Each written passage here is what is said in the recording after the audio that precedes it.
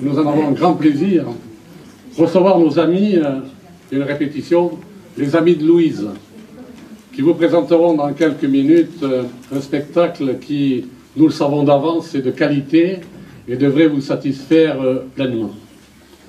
Mais c'est aussi avec fierté, en ce 140e anniversaire du soulèvement populaire de 1871, que nous rendons hommage à ces femmes et à ces hommes qui firent l'histoire, et ainsi entrèrent dans l'histoire de France.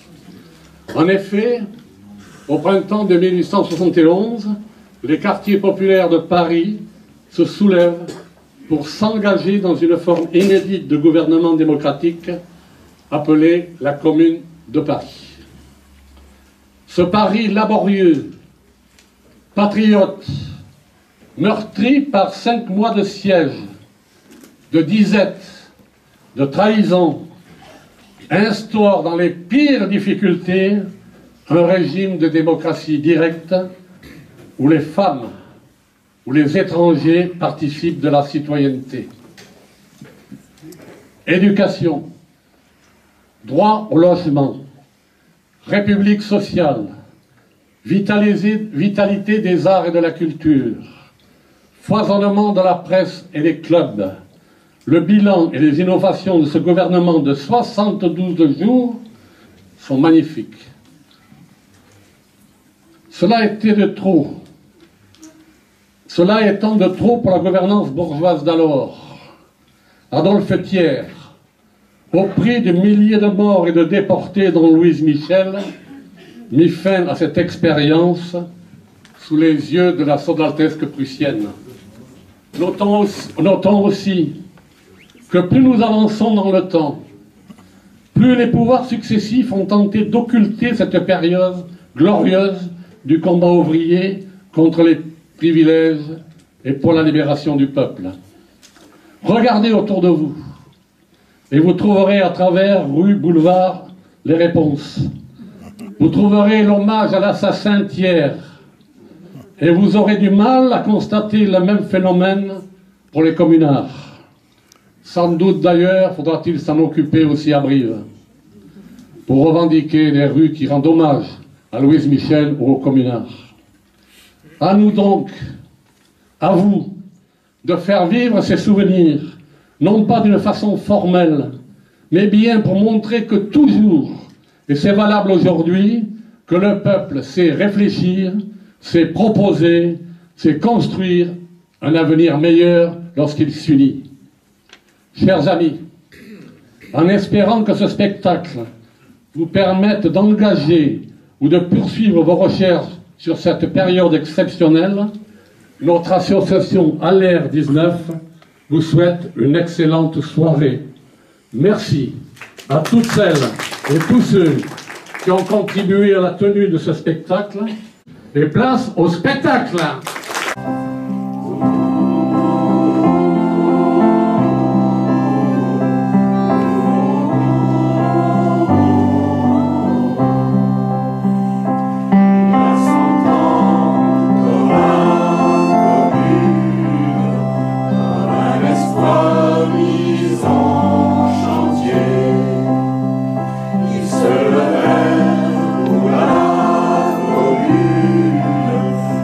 Écoutant chanter.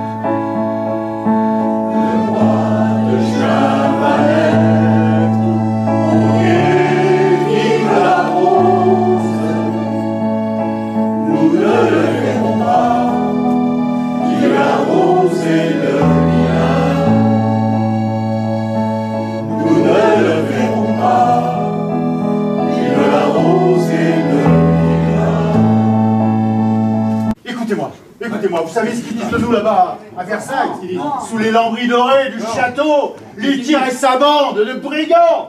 Que nous les combattants de la liberté, que nous serions des bêtes de somme à travailler pour eux et pour rien. Et que si nous refusions, ce serait le poteau de Sainte-Horie ou les bagnes de Calédonie. Alors que nous, les républicains, les communards, ce que nous voulons, c'est une république universelle, une république de la liberté, une république du travail, une république qui instruise nos enfants, une république laïque, une république à qui travaille. Il faut du pain. Voilà ce que nous sommes, nous les communards. Alors nous allons leur dire à ces brigands, ces suceurs de sang, ce que veut un républicain. Que demande un républicain, que demande un républicain? La liberté du genre humain. La liberté du genre humain. Le pic dans le cachot, La torche dans les châteaux. Et la paix aux chaumières, vive le son, vive le son. Et la paix aux chaumières, vive le son du canon. Donc est né le 20 mars 1830. Le soir du 22 mai 1871, les Versaillais laissaient pour morte une femme de 41 ans, Louise Michel. Celle-ci a néanmoins survécu et n'a rejoint sa dernière demeure à Levallois-Perret qu'en janvier 1905, l'année même du vote de la loi de séparation des églises et de l'État. Comme des milliers d'autres ayant échappé à la mort durant la semaine sanglante, Louise Michel est internée au camp de Sainte-Horie, puis transférée, après un simulacre de procès, à Auberive, où elle séjourne pendant 2 ans. Traduite devant un conseil de guerre à Versailles le 16 décembre 1971, elle tient tête à ses juges, inféodés à Thiers. Elle dit au président « Puisqu'il semble que tout cœur qui bat pour la liberté n'a droit qu'à un peu de plomb, j'en réclame ma part. Si vous n'êtes pas des lâches, tuez-moi. » Le 24 août 1873, elle part en déportation en Nouvelle-Calédonie. Malgré la dureté du bagne, Louise Michel trouve la force d'étudier la géologie de la vieille terre des Kanaks, un peuple dont elle prend la défense. Institutrice dans l'âme, elle ouvre une école pour les enfants de déportés. De plus, le maire de Nouméa lui confie des cours de dessin, de musique à l'école normale de filles. Elle parcourt les tribus, apprenant à lire et à soigner les enfants. Elle leur raconte l'histoire de la commune. Et lorsqu'en 1875 éclate la révolte des Kanaks, elle leur apporte son soutien. Nous vous remercions énormément de tout cœur. Merci. Merci aux organisateurs. Merci à vous tous. Merci à vous. Merci. Accroche à ton cœur un morceau de chiffon rouge, une fleur couleur de sang. Si tu veux vraiment que ça change et que ça bouge, lève-toi, Paris est temps.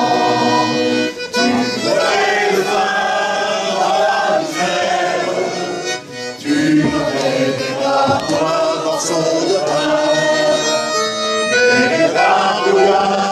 Le jour se lève et le mal en livre demain. Compagnon de colère, compagnon de combat, toi que l'on faisait taire, toi qui ne comptais pas, tu vas pouvoir enfin le porter, le chiffon rouge de la liberté. Car le monde sera ce que tu le feras, plein d'amour, de justice et de joie.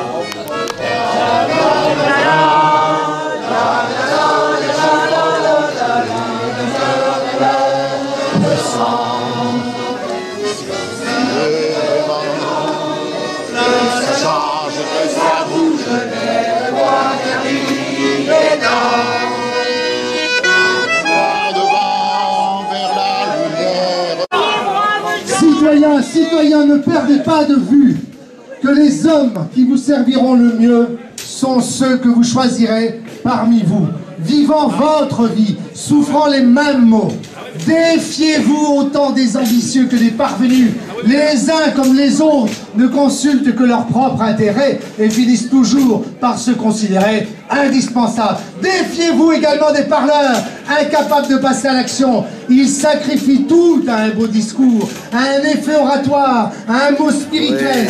Évitez également ceux que la fortune a trop favorisés, car trop rarement celui qui possède la fortune est disposé à regarder le travailleur comme un frère. Enfin, cherchez des hommes aux convictions sincères, des hommes du peuple, résolus, actifs, ayant un sens droit et une honnêteté reconnue. Portez vos préférences sur ceux qui ne brigueront pas vos suffrages.